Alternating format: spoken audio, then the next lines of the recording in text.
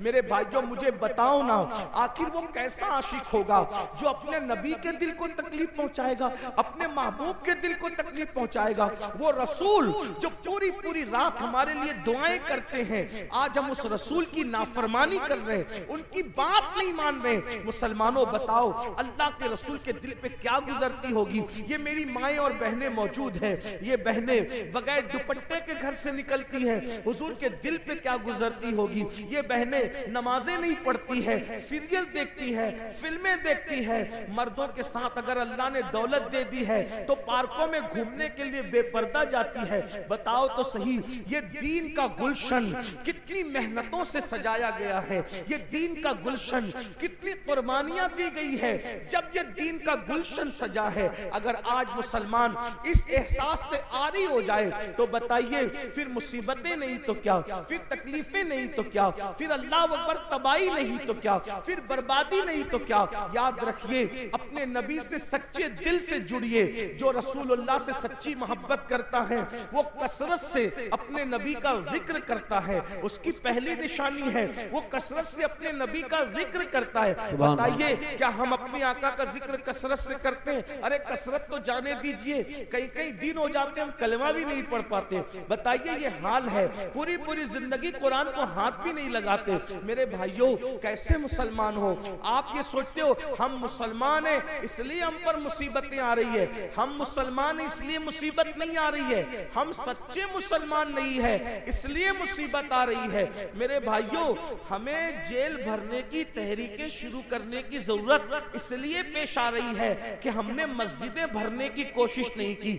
अगर हमने मस्जिदें भरने की कोशिश की होती तो हमें ये दिन देखने ही नहीं पड़ते। अगर हमने मस्जिदें भर दी होती तो हमें ये दिन देखने ही नहीं पड़ते।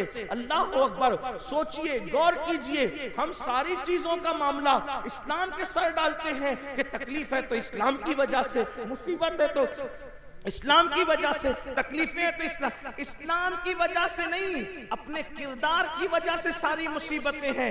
इस्लाम तो आपको इज्जत देने आया था, इस्लाम ने किसी को जलील नहीं किया, इस्लाम तो इज्जत देने आया था, इस्लाम तो वकार देने आया था, इस्लाम तो शान देने आया था।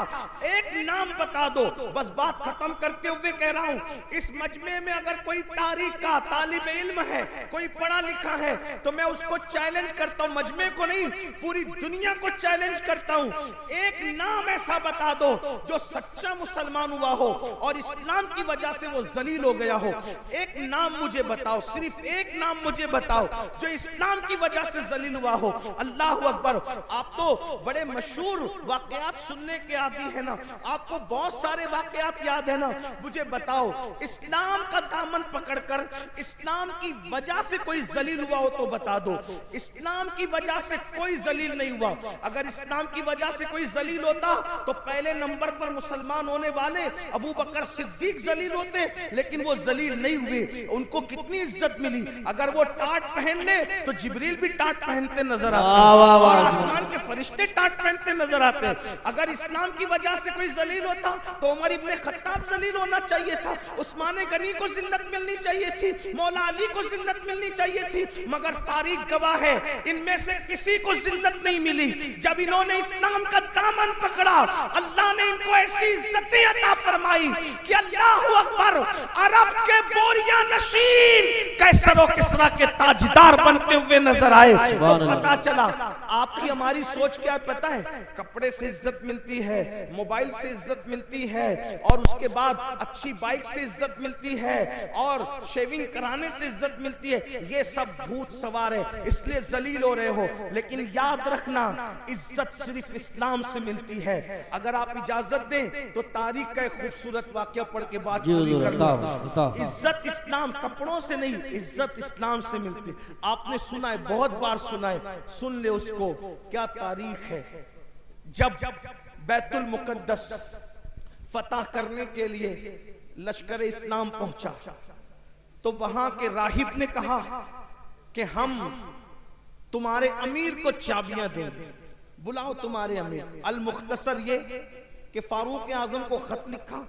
जब फारूक आजम को खत लिखा तो फारूक आजम के पास सिर्फ एक ही ऊँटनी थी, एक ऊँटनी थी और मुसलमानों का अमीर एक मुल्क से दूसरे मुल्क का सफर कर रहा है। अमीरुल मोमिनीन, न कोई फौज है, न कोई हटो बचो वाला मामला है, कुछ नहीं, अकेला अमीर सफर कर रहा है और साथ में गुलाम है। खुद की एक ही ऊँटनी है और एक ऊँटनी के साथ सफर हो रहा है। फिर क्या हुआ? अल्लाहु अकबर। और फिर किस शान से सफर हुआ? आपने फरमाया अपने गुलाम से, देखो थोड़ी देर मैं बैठूंगा, थोड़ी देर तुम बैठोगे। और अल्लाहु अकबर, दुनिया ने ये तारीख के अंदर ये औरात गवाह है, दुनिया ने ये मौका भी देखा कि अमीरुल मोमिनीन अपने गुलाम को ऊँटनी पे बिठाकर खुद अल्लाह पैदल चलते नजर आए। और अल्लाह की शान ये, जिस वक्त तो मंजिल पर पहुंचे तो बारी गुलाम की थी और सैयदना फारूक आजम नकेल पकड़ करके चल रहे थे। और हालत ये थी, उस वक्त अमीरुल मोमिनीन के बदन पर जो जुब्बा था उस पे पेवन लगा हुआ था और जो मोजे पहने थे वो एड़ी के पास से फटे हुए थे। जिस वक्त नाला आया, आपने सोचा फटे हुए मोजों में पानी भर न जाए, तो मोजे उतार कर आपने गर्दन पे डाल लिए। और उसके बाद जब निकले तो हजरत खालिद इब्ने वलीद और अबू उबैदा इब्नुल जर्राह कान में बातें कर रहे थे। अमीरुल मोमिनीन ये क्या कर रहे हैं? अरे मोजे पैर में थे तो फटापन छुपा हुआ था। इतने लोग इस्तकबाल के लिए आए हैं, मुस्लिम भी है, गैर मुस्लिम भी है, यहूदी भी है, ईसाई भी है, मुशरिक भी है, सब देखने आए कि मुसलमानों का अमीर कैसा है। और इन्होंने फटे हुए मोजे कंधे पे डाल लिए, गुलाम को बिठा दिया। लोग इस्तकबाल करने के लिए आगे बढ़े। उनको यूं लगा कि जो नकेल पकड़ के चल रहा है वो गुलाम है और जो सवारी पे बैठा है वो इमाम है। लेकिन जब इस्तकबाल के लिए लोग आगे बढ़े जो नहीं पहचानते थे, तो खालिद इब्ने वलीद और अबू उबैदा इब्नुल जर्राह ने कहा, वो आका नहीं है हमारा, ये हमारा अमीर तो ये है जो नकेल पकड़ के चल रहा था। तो लोगों ने पूछा इसको क्या हो गया? तो तब बताया गया इनकी मिल्कियत में एक ही ऊँटनी थी और गुलाम को साथ लाए। तो इंसाफ का तकाजा ये था कि जितनी देर ये बैठेंगे उतनी देर गुलाम भी बैठेगा और जितनी देर गुलाम पैदल चलेगा उतनी देर ये पैदल चलेंगे। और बारी इसकी थी। अल्लाह अकबर। चुपके से किसी जवान ने कान में कहा, अमीरुल मोमिनीन, इतने लोग इस्तकबाल के लिए आए हैं, पेवन वाला जुब्बा पहना है, फटा हुआ मोजा कंधे पे डाल लिया है, आपने क्या किया? तो आपने गुस्से में कंकर उठाए और उठा करके उन पे मारते हुए फरमाया, का हुजूर अलैहिस्सलाम के पर्दा फरमाने को अभी एक सदी भी नहीं बीती और तुम इतनी जल्दी तुम्हारी सोच बदल गई, इतनी जल्दी तुम्हारी फिक्र बदल गई, इतनी जल्दी तुम्हारे ख्यालात बदल गए। फरमाया, वल्लाह हमें इज्जत कपड़ों की और सवारी की वजह से नहीं मिली है, हमें इज्जत इस्लाम की वजह से मिली है, नबी की वफादारी की वजह से मिली है। जब तक हम इस्लाम का दामन पकड़े रहेंगे और हुजूर से वफादारी करते रहेंगे उस वक्त तक अल्लाह हमें इज्जत अता फरमाता रहेगा। आप मुझे बताएं, अल्लाह अकबर, जब चाबियां दी गई तो साथ ही साथ वो ईसाई मुसलमान भी हुए और कहा, उमर अगर लाओ लश्कर के साथ आते तो सिर्फ चाबियां देते, लेकिन उमर तुम इस्लाम की सादगी के साथ आए हो तो हमने चाबियां बाद में दी है, पहले हमने तुम्हें अपना दिल दे दिया है। और वो कलेमा पढ़ के मुसलमान हो गए। मुसलमानों बताओ, आज जितनी दिलचस्पी बाइक में लेते हो, जितनी दिलचस्पी अच्छे कपड़े में लेते हो, जितनी दिलचस्पियां अच्छे कीमती जूतों में लेते हो, जितनी दिलचस्पियां हटो और बचों में लेते हो, उतनी दिलचस्पी इस्लाम पर अमल करने में लो। फटे कपड़े पर भी तुम्हें इज्जत मिलेगी, अल्लाह अकबर, पैदल चलने पर भी तुम्हें इज्जत मिलेगी, तुम्हें वकार मिलेगा। गुर्बत के बावजूद भी दुनिया तुम्हारे कदमों में अपना सर रखने पे मजबूर हो जाएगी। अल्लाह अल्लाह, मुझे बताओ, सरकार गरीब नवाज के पास कौन सी दौलत थी, कौन सी हुकूमत थी, कौन सी ताकत थी, मगर खिलजी से लेकर अकबर आजम तक सब गरीब नवाज के कदमों में अपना सर रख करके बता रहे हैं, अल्लाह अकबर, बादशाह शान वाला नहीं होता, होगा, जिसके पास दीन होता है वो शान वाला होता है। इसलिए ये दिमाग से भूत निकाल दो। बैठ के पानी पिएंगे तो जलील होंगे, एयरपोर्ट पर नमाज पढ़ेंगे, सफर में नमाज पढ़ेंगे, अल्लाह अकबर, तो जलील होंगे। नहीं, मुसलमान सच्चे नहीं है इसलिए जलील हो रहे। और जमीन पे जलील हो रहे हो, जमीन के अंदर भी जलील होने के लिए तैयार रहो। इसलिए सच्चे मुसलमान बनो। दीन का दामन जिसने पकड़ लिया उसको इज्जत ही मिली, उसको कामयाबी ही मिली, उसे वकार ही मिला। आज की इस महफिल में आपको पैगाम दिया जाता है, दीन को सीने से लगाओ, कुरान की तालीम को आम करो। दस्तारबंदी का जलसा है, कुरान की तालीम को आम करो। अपने बच्चों को इतना इल्म दो कि तुम्हारे बच्चे फर्ज उलूम क्या है, ईमान क्या है, कुफ्र क्या है, दीन क्या है, दीन के खिलाफ क्या है, सब तुम्हारे बच्चों को आना चाहिए। हमारे बच्चों को तो कलमा भी नहीं आता, हमारे बच्चों को तो गुस्ल करना भी नहीं आता, हमारे बच्चों को तो इस्तिंजा का तरीका भी नहीं आता। इसलिए जितने उलूम फर्ज है, एक मुसलमान को जितना इल्म सीखना फर्ज है, इतना इल्म अपने बच्चों को दो, अपनी बच्चियों को दो। और साथ ही साथ दुनियावी तालीम पर भी मेहनत करो। 10वीं और 12वीं से अपने बच्चों को, बच्चियों को ड्रॉप आउट मत कर लो, उठा मत लो, बल्कि अपने बच्चों को, अपनी बच्चियों को आला तालीम दो, दुनियावी तालीम, आला तालीम दो। इतनी अच्छी तालीम दो कि आपके बच्चा, कोई भी बच्चा डिग्री के बगैर न रहने पाए। हर बच्चे को डिग्री दो। आप कहते हैं नौकरी नहीं मिलती, हम नौकरी के लिए बच्चों को नहीं पढ़ाते, हम अच्छा इंसान बनाने के लिए बच्चों को पढ़ाते हैं। अपने खर्चे कम करो, अपने अखराजात कम करो। हर महफिल का हमारा पैगाम ये है, इल्म पे मेहनत करो। और एक पैगाम ये भी है, शादियों में लाखों करोड़ों खर्च करने की बजाय वो लाखों रुपये जो वो स्कूल कॉलेजेस बनाने पे खर्च करो। मस्जिदों के मीनार बहुत ऊंचे बनाकर करोड़ों रुपया खर्च करने की बजाय वो करोड़ों रुपये तालीम गाहों पे खर्च करो।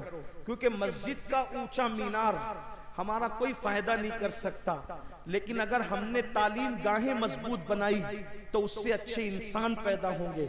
हमारे यहाँ इमारतों की अहमियत नहीं है, हमारे यहाँ अच्छे इंसानों की अहमियत है। तो दानिशगाहें बनाओ। और मुसलमानों को अल्लाह ने इतनी दौलत से नवाजा है कि एक एक मुसलमान एक एक इदारा बना सकता है। बल्कि जो मालदार है, मैं तो उनको मशवरा देता हूं कि 4 फैक्ट्री डालने की बजाय 3 फैक्ट्री डालो, और 1 फैक्ट्री की बजाय एक अच्छा स्कूल बनाओ।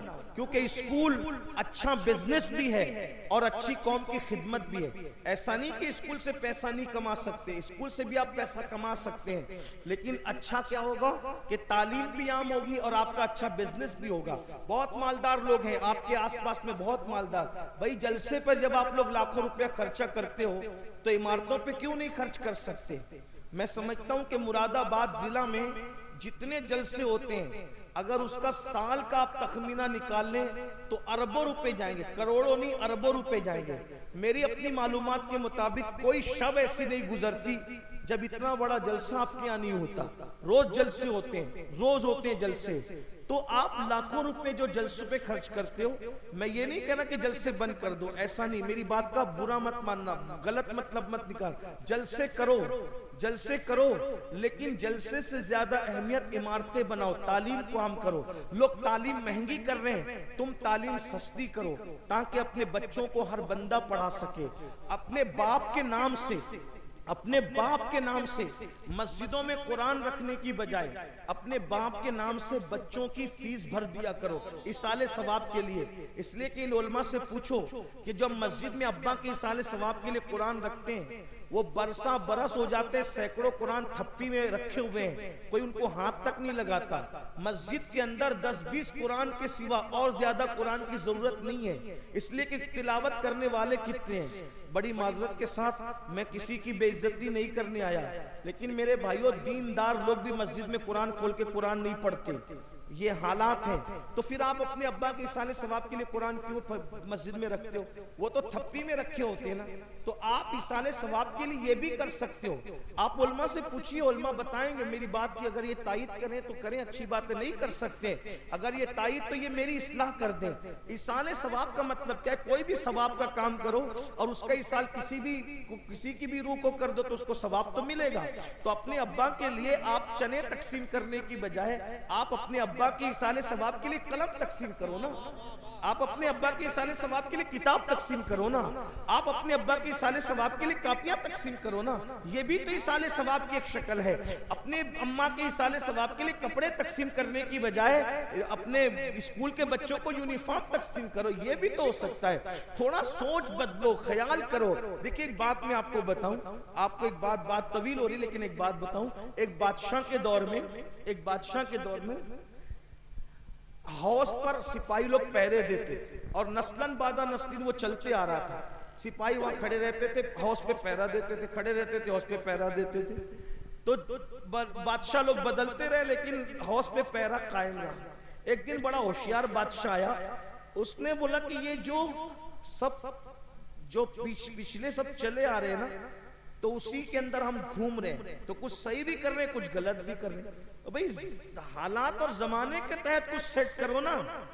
तो उसने सब फेरिस्त बनाई, यहाँ सिपाही क्यों खड़े रहते हैं, वहां क्यों खड़े रहते हैं वहां। तो हौस की बात है तो पूछा ये हौस पे सिपाही सदियों से क्यों खड़े रहते हैं। तो बोले हजरत पता नहीं क्यों खड़े रहते हैं एक सिपाही। तो बोले कि हटाओ उसको, जब कुछ काम ही नहीं है वहां तो हटाओ।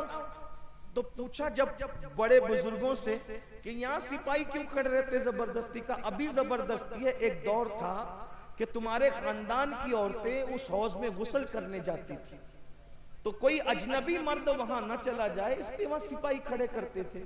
अब तो हमाम बन गए ना, तो अब हौज में गुस्ल करने की जरूरत ही नहीं है। तो औरतें तो गुस्ल के लिए बंद हो गई मगर सिपाही बराबर खड़े हैं।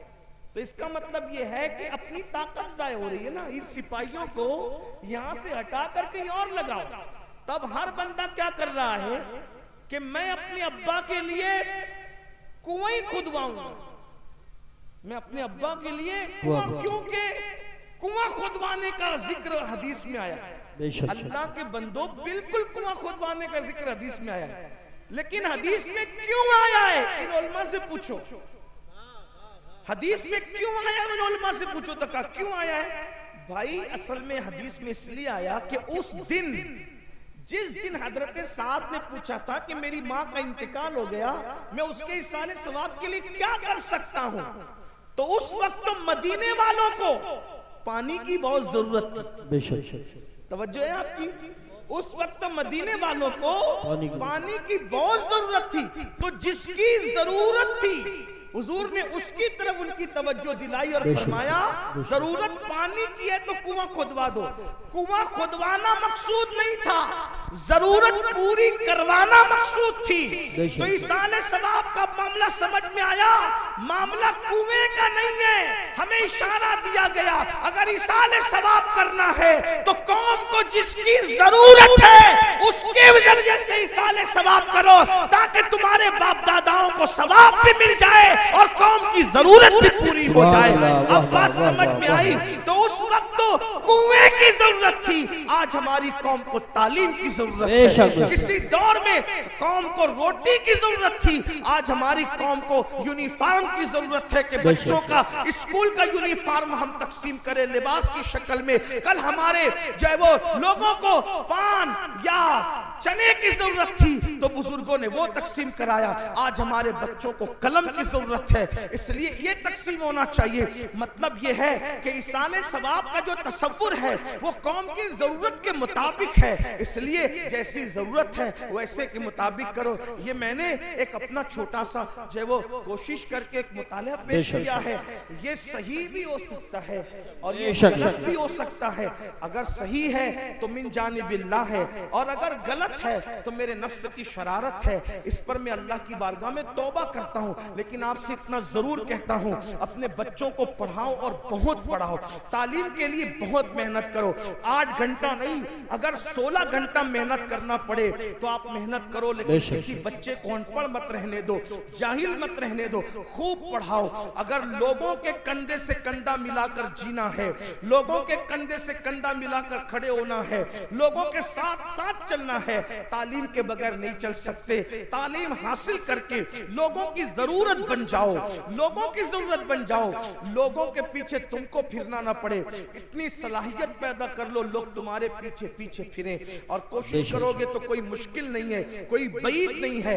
हर दौर में मुसलमान इल्म का इमाम हुआ है, इस दौर में भी ये मसनद आपको संभालनी है। माओ से कहता हूं, गुर्बत का बहाना न करो।